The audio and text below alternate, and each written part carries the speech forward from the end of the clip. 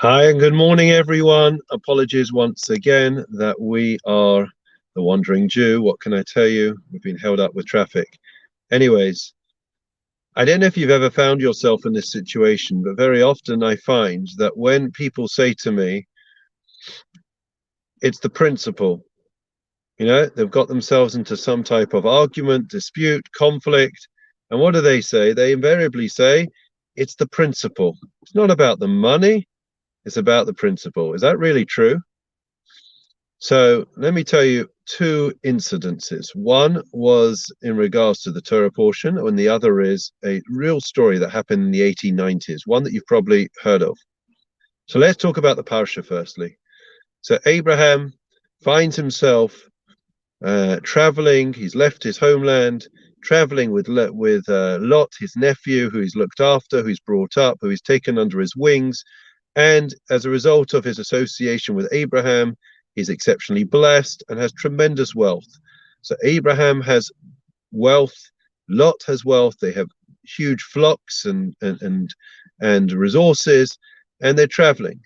And there ends up being a fight, a disagreement between the shepherds of Lot and the shepherds of Abraham. And Abraham can see where this is heading, where it's going. The shepherds say, this land, this grazing land is for us. We're the shepherds of Lot, and this should be for us. We've got, we need this land. And Abraham's shepherd says, no, this is for our master, and it's going backwards and forwards. And Abraham takes the decision, the difficult decision. He makes an executive decision unilaterally that he's going to separate from his nephew Lot. The shepherds could not get along. They kept fighting about the principle as to whose land they rightfully should be grazing in. And Abraham decides to separate from Lot. Seems quite radical. Why did he do such a thing? And the answer, of course, is because Abraham could see where it was heading. He could see that it wasn't going to stop with the argument and the dispute over the grazing land. It was going to end up with him and his nephew, his family, falling out. And therefore they parted company.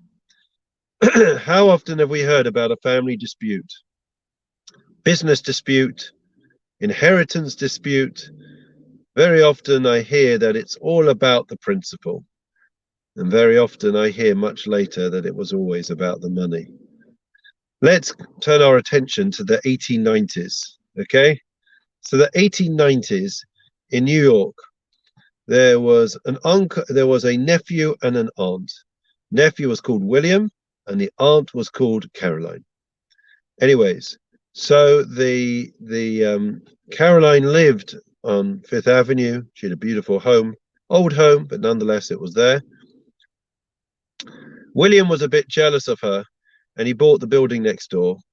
Exceptionally wealthy family, and he decided that he was going to put up a very large hotel, something which was quite unprecedented in that time.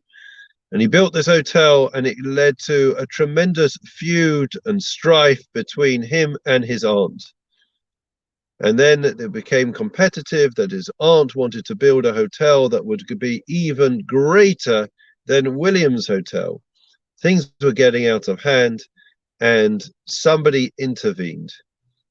And he said to both parties, listen, both of you are fighting amongst each other, when in reality, if you joined forces and you put aside your differences, you would be far greater. You'd be able to create one of the greatest hotels in America.